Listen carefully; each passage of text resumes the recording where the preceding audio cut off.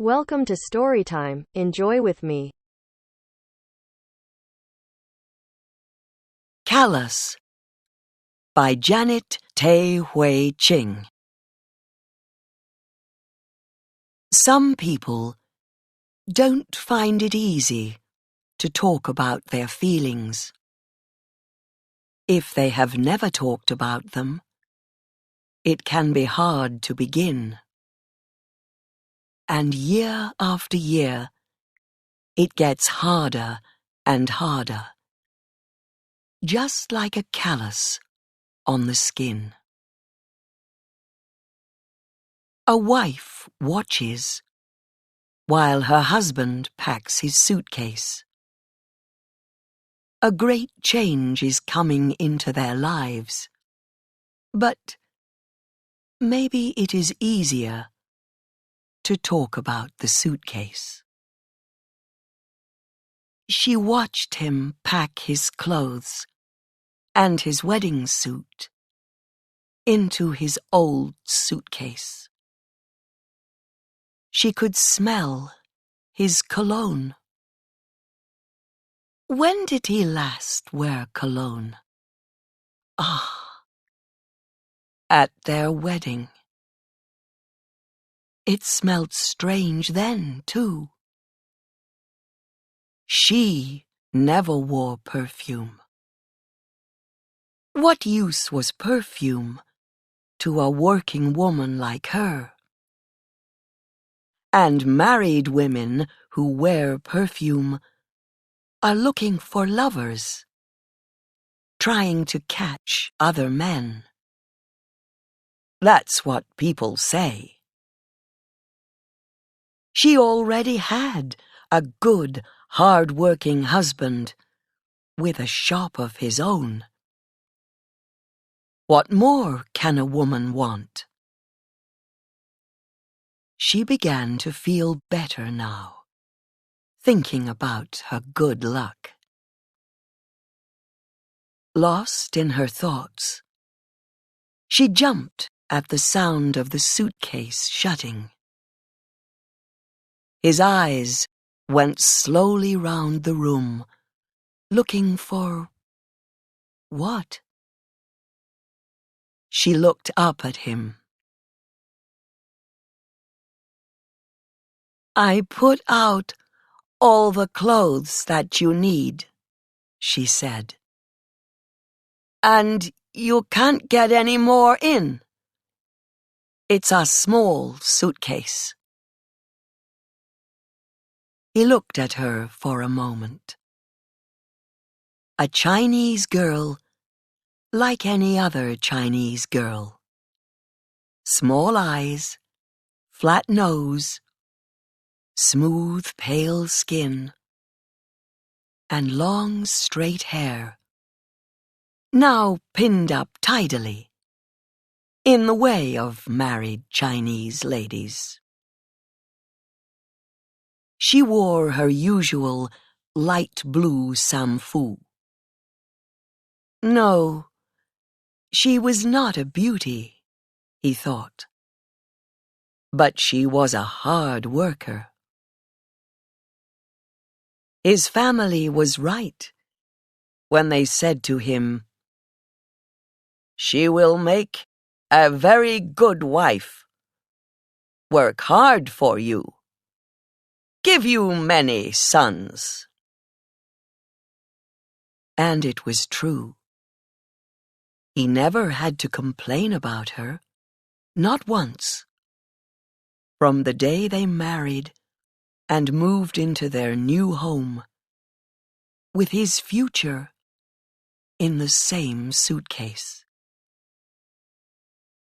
Her face was the same now as it was then, neither soft nor hard, never showing what she felt or needed. He didn't know what she needed, and he never asked. "It's a good suitcase. It's lasted a long time," he said. Yes, I suppose. But it's still small. She got up from the bed and shook the pillows. They needed washing, she thought.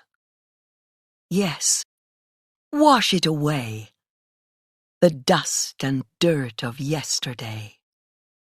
Their past married life together.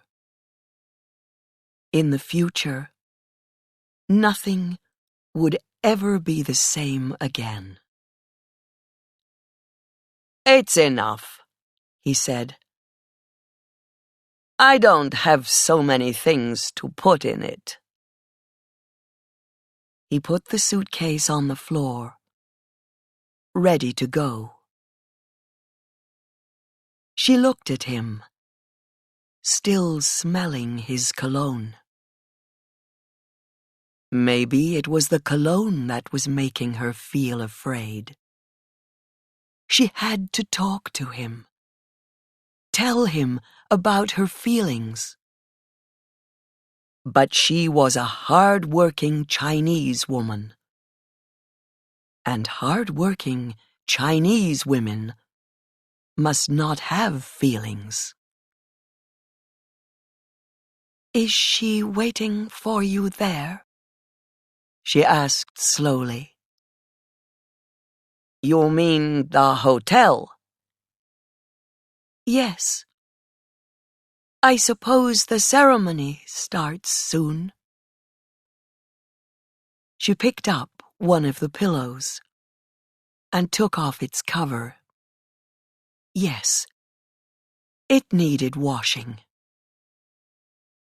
She wanted to get hold of him and shake him, scream and shout, and fall on her knees in front of him, crying, "No, no, please stay, don't go. I'll be a better wife. I'll work harder. I'll work as hard as 2 wives. But she just stood there, saying nothing, doing nothing, her face showing nothing. I suppose, he said. You'll be back in 2 days? He didn't want to talk about her feelings. She never did before. But then, it wasn't every day that your husband brought home a new wife, a younger wife, only 19, and beautiful because she was young and happy and had big dark brown eyes, bright eyes. He only saw her once before he decided, but he remembered her eyes. It would be good to add her to the family, he thought. Now, he would have 2 hard-working wives, one stronger than the other. But the young one would be like a new flower in the house. He picked up his suitcase. Yes, perhaps sooner. I don't know, he said. I'll take care of the shop, she said. When you come back with her, I'll have some jobs for her to do. She sat on the bed again, suddenly feeling tired and old. He didn't understand. No one understood. She couldn't ask him not to go. People would say that she was wrong even to ask him. Of course, he said. He was pleased that she thought of business. Business was important. He had many mouths to feed. He opened the door and turned to her. Today is a great day for our family. Not everyone is rich enough to have 2 wives. And there will be more sons to continue the family name. He smiled at her. Yes, not everyone. Husband? She looked up at him, waiting, hoping. I have to go now. I'm late. He did not want her to say anything. He never asked questions about her feelings because he was afraid of the answers. It was easier to pretend that she was happy all the time. Your suitcase. It's old. You need a new one. Thankfully, he turned away. No questions asked. No answers needed. Perhaps I will get a new one, after all, he said. He left the room, and the door closed quietly behind him. The end.